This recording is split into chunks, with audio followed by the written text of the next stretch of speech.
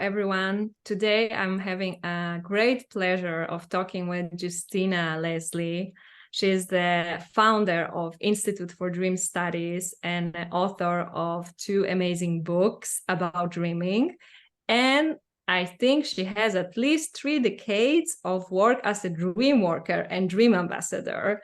So I'm extremely honored to host her today on Dreaming Delight. And I would like to talk to her today about the power of dreams, about the ways that dreams can help us light our way in the dark times, and how we can harness the wisdom that comes to our dreams and take action in order to make real changes to our life. So welcome, Justina. Thank you for being here today. And thank you for inviting me, Joanne. Would you like to start by telling us a little bit how dreams entered your life and how did you decide to dedicate your life to dreams? Yes, I'd love to. Some people, have remembered dreams all of their life and even been, journaled and kept their dreams throughout their life. I'm not one of those. I remember and being infatuated with dreams as a child, but I didn't have the community for discussing dreams. Dreams in my family were not seen as important.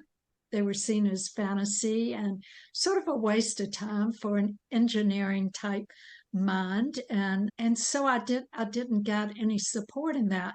But it was in 1990 when I was fully introduced to dreams at my church in Atlanta, Georgia. Someone preached about dreams and the importance of dreams. I was so shocked. I never knew, even at that age. Nobody had ever told me that dreams were important. And so I was very intrigued by this. I joined what we call a dream group to share dreams that was led by someone there. And oh my gosh, I started sharing my dreams, remembering my dreams, recording, writing down my dreams in a dream journal. And even from the very beginning, I was amazed at how clearly it gave me a really unique view into my own life. It explained things in my life that I never understood. And it gave me this truth that I had never had of my authentic self. I, a lot of times, had been told that, no, you don't think that way, or you don't really feel that way, or, all of these things, not validating how I, at a very deep level, felt. But my dreams did. And I thought, this is really showing me who I am and who I was born to be.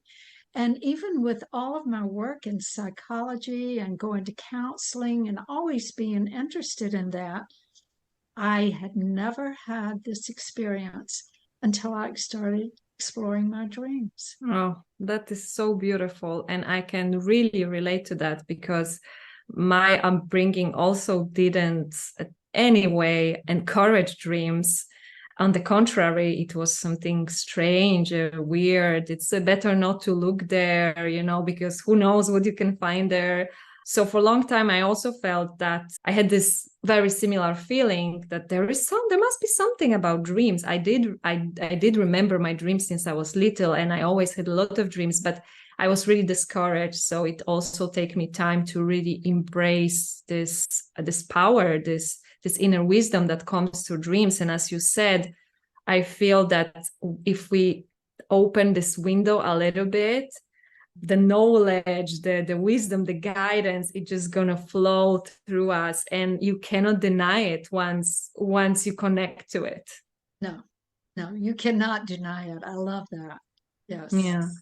And as a dream worker, as a dream group facilitator, as a founder of Institute for Dream Studies, why did you find it so important to bring it to such a level, to create an actual school for people to learn in depth about dreams? Well, as I started realizing how it was shifting and changing my personal life, in such a positive way, I wanted to help other people. I just thought, what?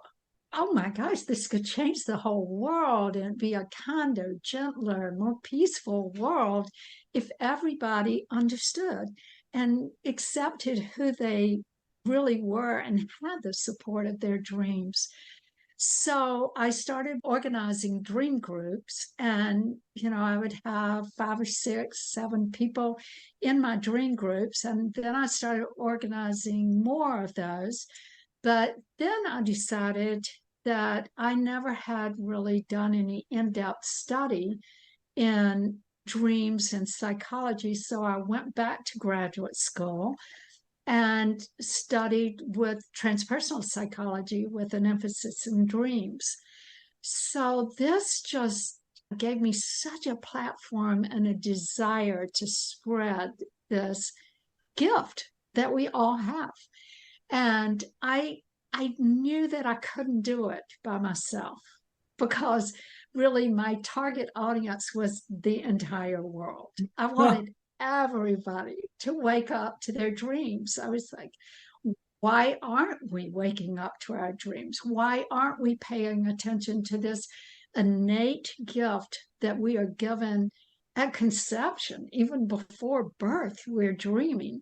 And this is such a gift. And it seems predominantly to be a wasted gift in the world today. So I wanted to do something to do that. And I thought the only way I can do this is to train other people and make sure that they have an opportunity to really go in depth in their dreams and their personal work in dreams through an institution. And so in 2000 and around 3, I started, planning this organization institution, named it the Institute for Dream Studies.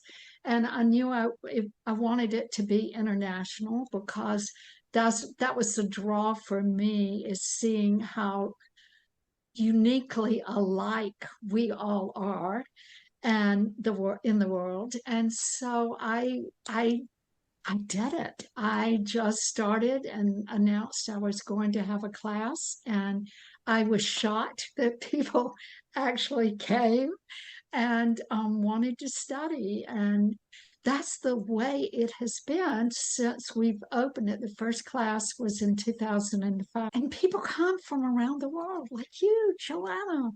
Oh my gosh, the most incredible people. I feel so fortunate because I think dreams really do draw people who are very curious about life and open to new ways of thinking and really willing to look at their own lives and make changes and really persistent, difficult challenges, face those. And that, our grads around the world are amazing people like you. And gosh, I'm just so glad that I've been a part of it. I feel so fortunate to be a part. One of the part of our institute, and I feel very strongly about this, is that individuals that choose to become certified through the Institute for Dream Studies, it's not just didactic learning where we're studying text and all of that, but it's very experiential. I feel like, this is an opportunity for us individually to go deep into our own personal nature and explore ourselves personally. And then we can reach out and help other people after we do that for ourselves. Yeah, that's true. It was that year of studies was definitely dive deep. It was an inner journey, as you said. It wasn't just reading books and writing papers. It was a lot of inner work and inner observation. And I believe, as you said, this is the way of really learning something. And, you can't expect others to look into their dreams if you never do it yourself, or share their dreams if you never share your dreams. It's like when you go to therapist, you should always ask, do they go to a therapist as well? Because there is something about it that I feel that we must be also constantly working on the area of our expertise, of our passion, in order to be really authentic. So it comes from a really deep place, not just from the head, right? Not just from the books, not just from something that someone else written and someone gave us the formulas and exercises, and we just keep repeating someone else's ideas, which may be amazing, right? But there must be this part that it's coming from us. Yes. And when did you decide to start the school, the institute, to be online? Because it was in person at the beginning, right? Yes. In the beginning, people actually came, and it was a 2-year program. Actually, I started it as a 1-year program. At the end of 1 year, I was like, wait, we need more. It's like, you're not finished. And I did give them the choice, but I was like, there's so much more. And so they all agreed that they wanted to do it another year. So the first few classes were 2-year classes. And then what happened is travel became more difficult because we had people, a student from Iceland and from the Netherlands. I mean, and just travel was no fun anymore for people. It was just very expensive and very difficult.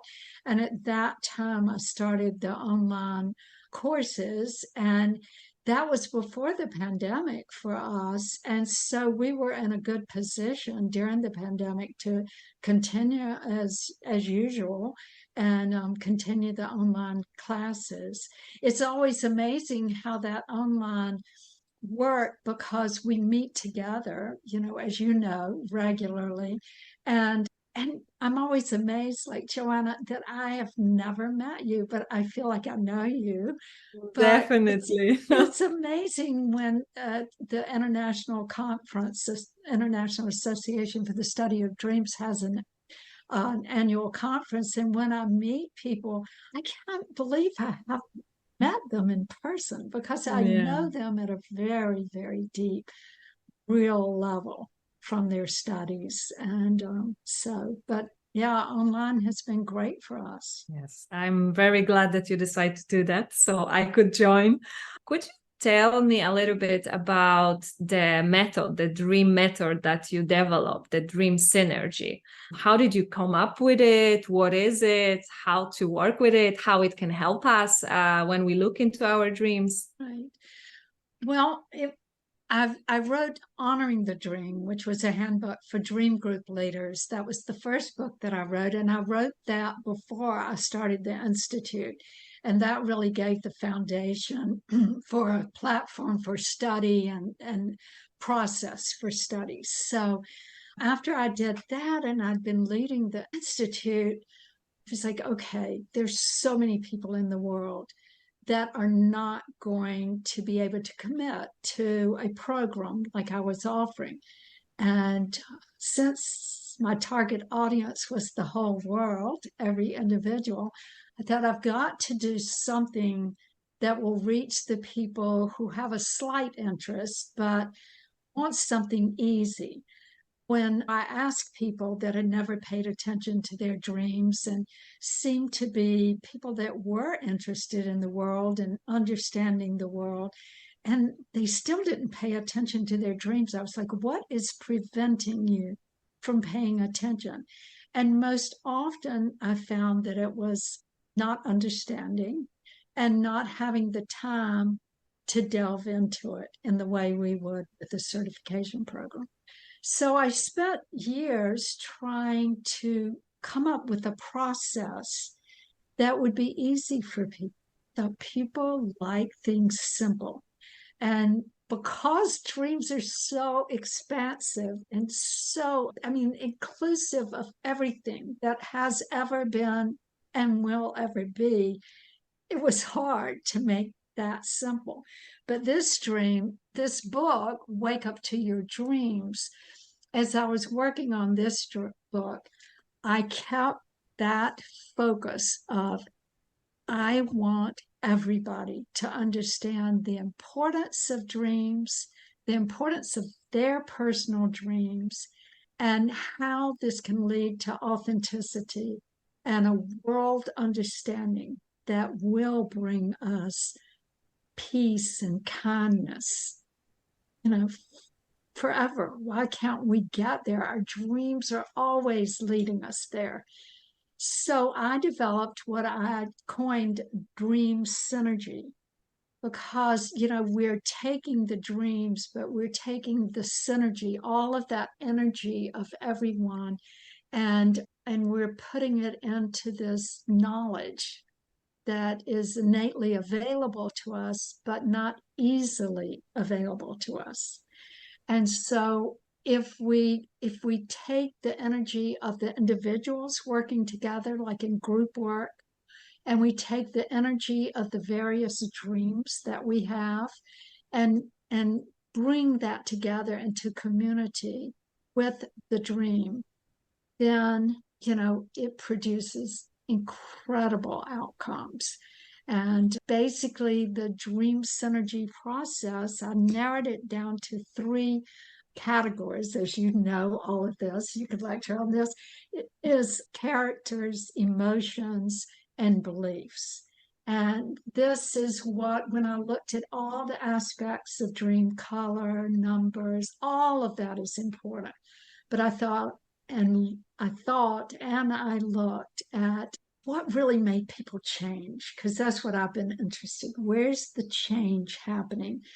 And I thought, if they understand the characters in their dreams as aspects of themselves, and they can really look at themselves in a way that they've never seen, and if they can begin to look at their emotions and delve into that and fully feel and accept whether they're mad, sad, glad, or afraid, and if they understand how their actions are based on beliefs that they've never examined, beliefs of their family, beliefs of their community.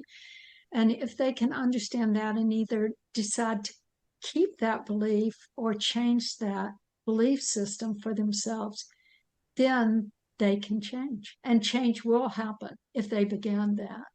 As you know, we have the motto for Dream Synergy is dreams plus action equals change. Yes, the action part is very important, because we may analyze and understand our dreams and see certain things there, but if we don't take any action based on what we discovered, we will just continue having the same dreams and being in the same place. I mean, understanding is important. It's obviously a first step for change, because you first need to understand where you stand. But the action part, it's very, very important. What can we do? When we say action, it could mean so many things, right? And it's also called the honoring the dream. It's the action that we take, right, based on the dream. Could you give some examples so someone who maybe it's not really familiar with that could understand how little or how big the action actually can be? That's great, because even learning about dreams is an action statement. So that may be the first step for somebody that's not real comfortable, or that has grown up with the belief systems that dreams are not real and they're fantasy or they're dangerous, or any kind of beliefs in different cultures. So just stepping forward and making a commitment to learn something about them, to read a book, to read Wake Up to Your Dreams, to listen to this recording for us, our conversation, that is an action step. To go to the Dream Synergy website, dreamsynergy.com, and listen to a lot of podcasts and things like that. Just start, taking some time. I mean, 5 minutes looking. A big action step is to begin to record and, to journal your own dreams. And that is the first step when people come to me, that I really like to have them commit to. And that is saying to myself, I am going to take time to remember my dreams. I will talk to people and they're like, oh yeah, I've been trying to remember my dreams. And I go, so what are you doing to help yourself remember? And they go, well, I just would like to remember. And this would be an action step. I was like, do you leave paper and pencil by your bed, or a phone recorder or Mm-hmm. something, so that when you wake up in the night, you can remember your dreams. Oh no, I haven't done that. And I was like, well, that would be, try it tonight. And that is the first step. I always say we can't fool our unconscious. No. So I can say forever, oh, I want to know about dreams. I wish dreams could change my life, all of these things.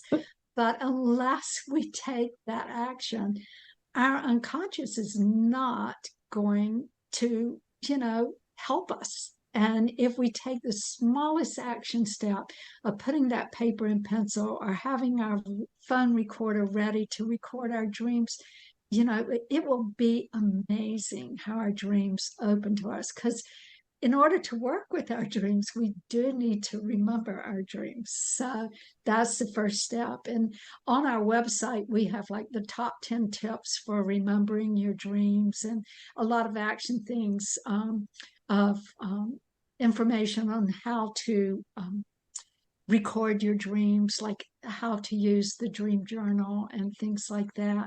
So those are easy action. But I think another thing that you might have been leading toward is the actions in our life once we have a dream, and it's asking us to do something, and it's asking us to usually do something that we have refused to do for a long time, of taking that action. We often know what we need to do, but what I found out with dream work is the dream actually supports us taking that huge leap, jumping off the cliff. It's not always a cliff, it can be something very simple.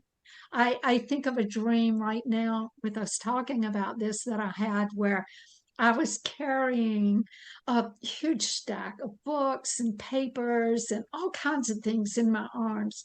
And I kept dropping things because I was trying to carry so much.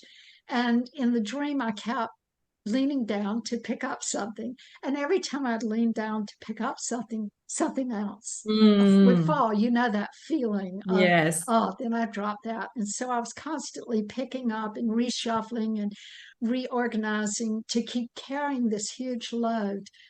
And so it was very simple like that in the dream. I just was going throughout the streets doing that. And when I wrote it down the next day, I was like, I am carrying so much right now. I'm carrying way too much. And in the dream and in my life, I was not succeeding at what I was trying to do because I was carrying, my load was too heavy. And so I did something that was so simple the next day, but hard to do. I pulled out my calendar and I looked at the next month, and I canceled things. I made some tough phone calls, and I said, I can't do it right now. I may be able to do it in the future, but I cannot do it right now. And I gave myself that gift, but it took the metaphorical language of actually seeing myself trying to carry and be unsuccessful to allow me to make that action step. Yes. Sometimes if it doesn't come from the dream, we are really not aware that something is going on, or we don't see clearly. I feel that if we dedicate ourselves to understand our dreams, we can pick on those messages pretty easily. And whether we like them or not, it's a different story later. But I agree that our dreams have our best interest at heart. So they will show us really what we need at the certain moment to get better, to get healthy, to wherever it is. So, but at the same time, if we don't open this door of connection with our dreams, we're not going to be able to receive or understand those messages. And it's something that I hear quite a lot from people saying, or they say, all right, I never have a dream. I never understand my dreams. Or I just get like mundane dreams that they don't mean anything. And I always say, like, well, first of all, every dream means something. So even if it seems mundane, there is still a lot of gold there. But also, if, as you said, like if you don't put an effort, if you don't consciously do some steps in order to connect to your dreams, like you're not going to get the, in quotes, big dreams, because as you said, your consciousness is smart. You don't seem to be interested, you know? So it's like you complain you don't have amazing dreams, but you're not really interested into dreams. So in dreams. So Right. yeah, I'm amazed the number of people that after coming to a lecture or something, or just running into me and talking, I'm sure you've had this experience, that they're saying they don't remember their dreams. And I said, well, just pay attention tonight. Since we've talked, pay yes, attention. And they yes. call the next day and they were like, oh my gosh, I had the most amazing dream. But see, it's just telling us. And too, Joanna, I think that some people fear opening up their dreams for what they might contain. And something you just said, that dreams come to us for wholeness and well-being. So our dreams are our very best friends. I have learned that so well the past 30 years. There is nothing that cares for my well-being and wants to see me happy, successful, in relationships, career, and in my health. I mean, it has helped so much in my health with autoimmune things, giving me ideas to share with doctors. It's amazing what is available to us. And the fact that dreams cost us nothing and that they're fully available every night. We're having 5 to 6 dreams a night. Yes. All of these things, they're right there for the asking. And they are so filled with gifts. And that it, again, it amazes me that more people don't pay attention. I just want everyone to wake up to their dreams. I agree. I definitely feel the same way. I wanted to ask you how, from your experience, how dreams can support us in hard times. Like nowadays, we are experiencing so much hardship. There is chaos, there is war, there are personal issues, collective issues. So we're living in pretty intense times. And I believe that dreams have a very special place during these times, and they can bring us so many things. What's your experience with that? Yes, it is an especially important time for us all to pay attention to our dreams, and for those of us who are already paying attention to reach out like you are to other people. People don't know where to turn. And even though it's a completely different situation, during COVID, it was that fear of the unknown. And I think we're in that time right now with war and chaos in the world. Dreams have so much to offer. They will show us our strengths. And in addition to our strengths, they show us our fears. And I found that in dream work, that fear is the most predominant emotion that comes up in dreams. And that used to really amaze me. I was like, why is there so much fear in my dreams? As you know, I always have people write down the main emotion of their dreams. And in my dream journal, it was fear, fear. And when I led dream groups, it was fear. Then I started thinking, but it took me several years. I thought, okay, if dreams are asking me to be my most authentic, successful self, that is scary. Because I am really asking to be and face challenges that I've never been willing to face, and be in positions I've never been strong enough to move into. So of course we are afraid. We're afraid when we're told that we have more skills and talents than we ever imagined. We're afraid when we're said, you can be more, you can take that job, you can do it, or you can leave a bad situation, you can move beyond this, you do not have to stay stuck. And moving beyond a difficult situation is frightening.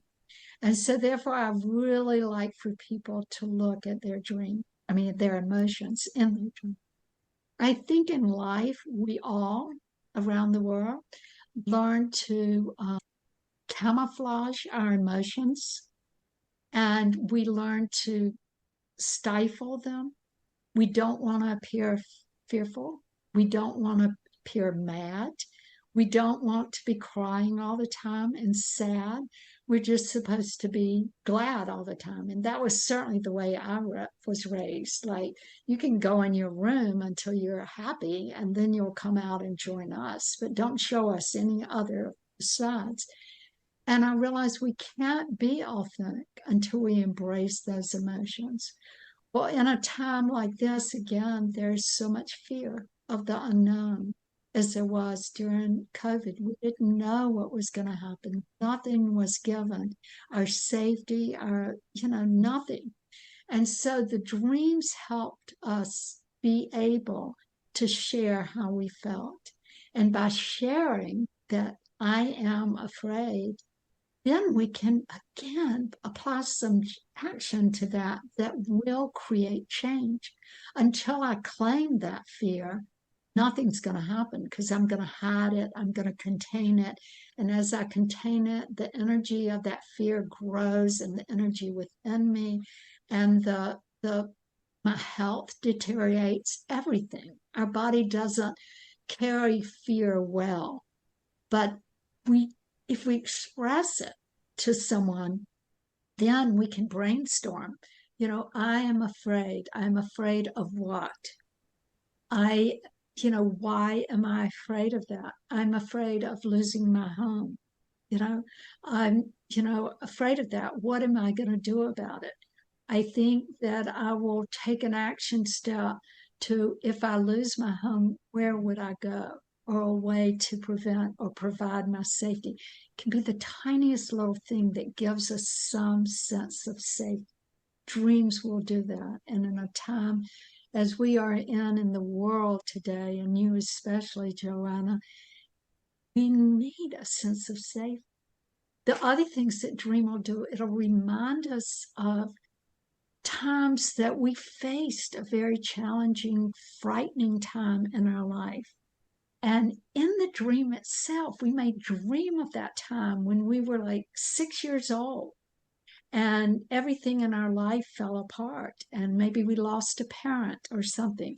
Well, the dream may put us back into that 6-year-old mind and body and remind us how frightening it was, and then proceed to show us how we were strong enough to get through that time we thought we would not survive. And so it gives us the strength to go on, and the experience in our past to base our new behavior on. Yes, I did that. I never thought I would make it. Yes, what got me through that? And maybe that can be a gift to get me through what I'm facing today.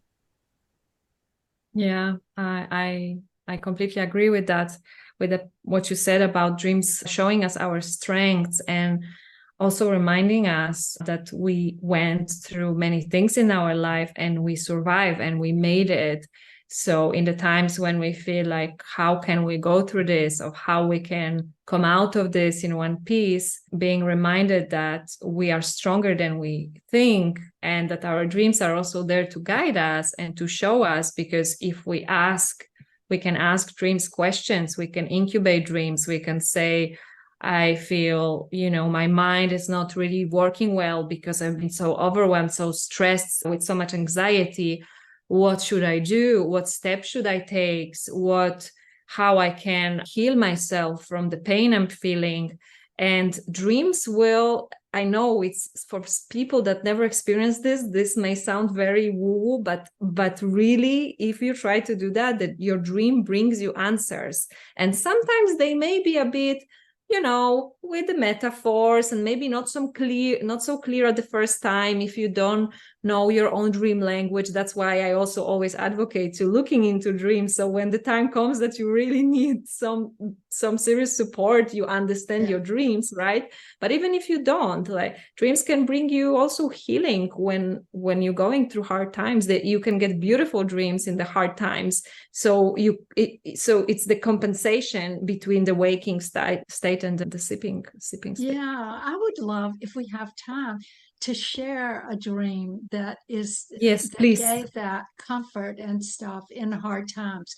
And yes, I just want to take a moment to say that you, Joanna, are a great example of taking a difficult situation and not getting lost in it, but because of your dreams and your ability to really look inside authentically and want to take action, that you are developing this incredible program to help people bring light and hope.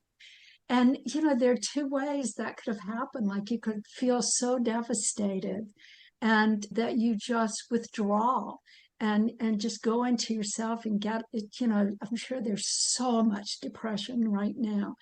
And that is when we turn on ourselves and we turn this anger we don't know where to put on ourselves and face this terrible depression. And in that, I don't want anybody to misconstrue that rest is not important in these times, and turning to self and solitude and all of that is so important. But we can take some step to help others, and in that gives us strength to go on and know we're making a difference. So thank you again for this. This was a dream of someone who had just had a cancer diagnosis, and it was just totally shocking.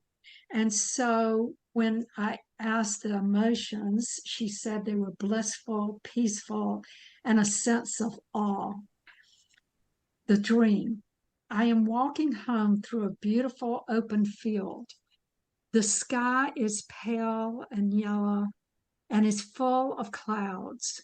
I am very peaceful and happy because it's so lovely.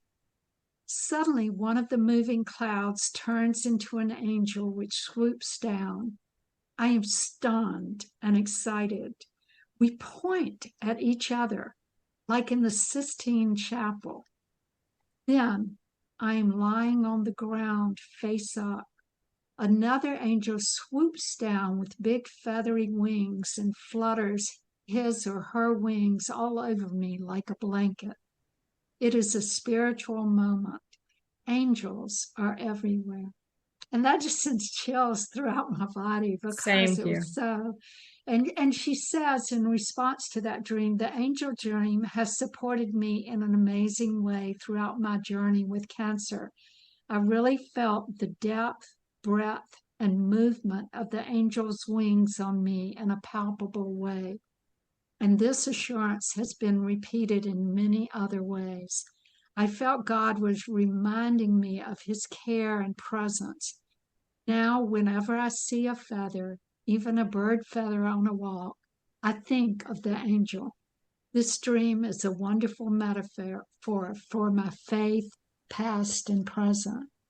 And I think we're all looking for that kind of sense of being cared for and okay, and that there's something greater than us that is in charge of this situation. Yeah, it's Yes, beautiful. thank you. It's a really beautiful dream, and it's a good reminder to everyone who maybe struggle with nightmares right now, or can't sleep, or have any kind of, disturbances at night, that if we ask for those dreams of support and healing, they will come. So we just need to ask, and they can really comfort us. And I'm not saying that everything suddenly will be okay, and I'm not saying all the pain is going to go away, but but those moments that we can experience, this wisdom, this embrace that we can feel, like you said, like being embraced by something bigger than us, regardless of our beliefs, regardless of what we think of this bigger thing is. It's so important, and it can be so empowering, and we can wake up in the morning feeling very different to when we went to bed. Right. Yeah. And it's like in her dream, this person's dream, where that feather is now a constant reminder. It's not that she doesn't have to go have chemotherapy. It's not that Yes. she doesn't, it doesn't matter that she might die. Any of those things, just touching, seeing a feather, it will bring back that moment of awe and spiritual nature for her. If we have some touchstone, we may have nightmares every night, but even within a nightmare, we can find something positive if we have help looking at the dream that'll show us something we can do that will give us a touchstone that keeps us connected to our authentic spiritual self. Yes, exactly. Exactly. So before we wrap up this talk, there's one more thing I would like to ask you about. In our conversation, our email exchange, you mentioned that in United States, after the 9/11 attack, there was a special telephone line open for people that wanted to share their dreams, their nightmares with someone else.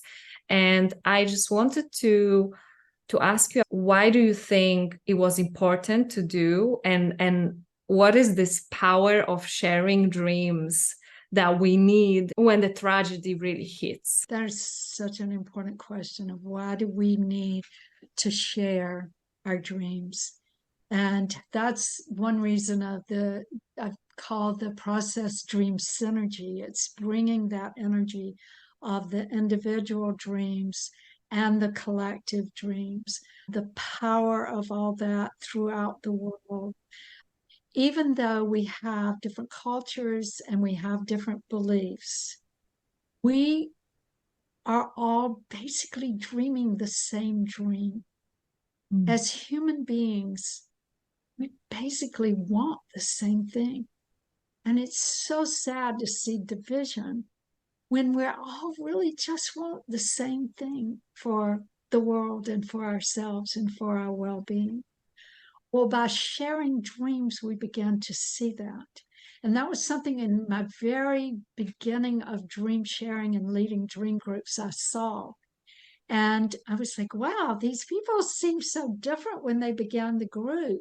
And it's not that they had changed at all, but when you got down to metaphorically basis, authentic reality for individual humans, it's very, very similar. And then when I started leading dream groups at the international conferences, I was amazed. Like we would be in a group and there would be 20 people in a group, each one from a different country. And I just was like blown away by the similarity of the dreams, different languages, different symbols within the same language. But so we might not understand why a certain calendar was symbolic for them in that country or a certain picture, but it led to the same thing of understanding because of our collective human nature. By sharing the dreams, we share that collective nature. We begin to feel connected. We feel less of what's different than what's alike between us. We see the similarities. We see the hopes, the dreams, as we use that word. And within 5 years probably after I started my dream work, my goal, and I haven't met it yet, was that I gathered all the leaders of the major countries in the world together. And I had them sit in a circle and share a dream. And I knew that if I did that with the leaders of the world, there wouldn't be another war, because they would see that authentic, vulnerable person that was within that body. And they would see it within themselves, but they would see it in the other. And they would see that the other was so similar to the self. And I don't know anything that can give us that picture the way dreams do. They give it to us so softly and so freely that we need to share. Another reason for sharing, and that the nightmare hotline was created, and was that the energy in a nightmare is terrifying often. We think we don't want to repeat it. Most often I hear people say, "Oh, don't make me tell it. Oh, Yes. please don't make me share that nightmare. I don't want to put the energy out there." And when I can encourage them to share it, immediately upon sharing it, they feel a sense of relief. They're like, "Wow, that's not as bad as I thought it was." Suddenly putting it out, sharing it with another person. And that's why the Nightmare Hotline was created. So even if in the middle of the night, it was 24 hours, 7, different members of the International Association for the Study of Dreams took a time day slot, and we were available to answer the phone. So it gave, anybody waking up with a nightmare or one from days previous, they could call and share it. We didn't do anything with it. It was just, I say we didn't do anything. We gave it witness. And that is so important. And I encourage people, if they're doing that, even with friends and stuff, we don't need to talk about what it means or anything. We just need to hear it. And with children, it's the best thing that we can do. And especially during these times, to let children, "What did you dream last night? Tell me about your dream. Do you want to draw your dream?" I have all my grandchildren, drawing dreams. And it's just before they can write. And then they start writing, and they're not letters, but they think they're writing in their dream journal. But they're pouring out that heart of what is bothering them, what they're dealing with. We're all dealing. It was so beautiful what you said about witnessing other people dreams, nightmares is many times more than enough.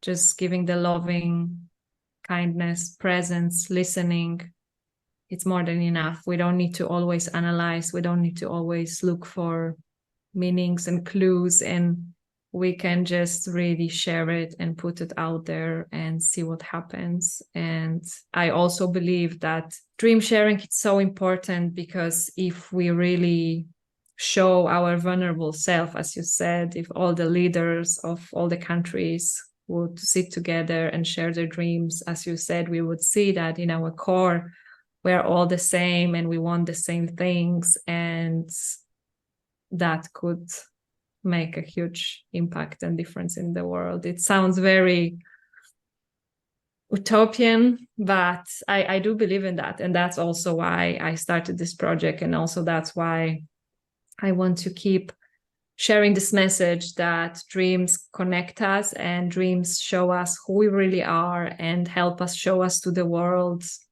in a more authentic and loving way. And this is what I wish to see more in the world. So, Justina, can you just share with our listeners where they can find more information about you, about your books, about Dream Synergy? Yes, thank you. Oh, we have 2 websites. One of them is Dream Synergy, DreamSynergy.com. And it's a great place to go learn more about dreams. A lot of newspaper and magazine articles that I've been involved in, and a lot of radio programs, TV programs, things like that are there. So you can just take a quick dip into learning more about dreams. And there you can learn about books and programs that we're doing. And then the other website is Institute 4dreamstudies.org. And that is about the academic and educational aspects of our institute. It'll give you more information about our certification program, and again, has information about my books and suggested readings and things like that. So you can go to both sites.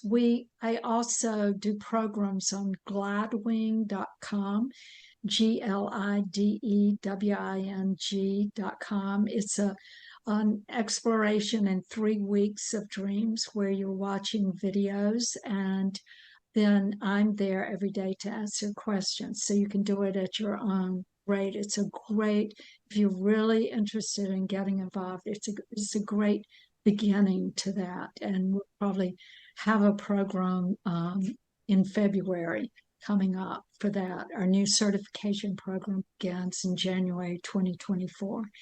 So, my email address is Justina, Justina at dreamsynergy.com. And I'd love to hear from people. And again, thank you, Joanna, for what you're opening up. Very important. Thank you. Really, thank you for being here, Justina. And may we all dream better world together. Yes.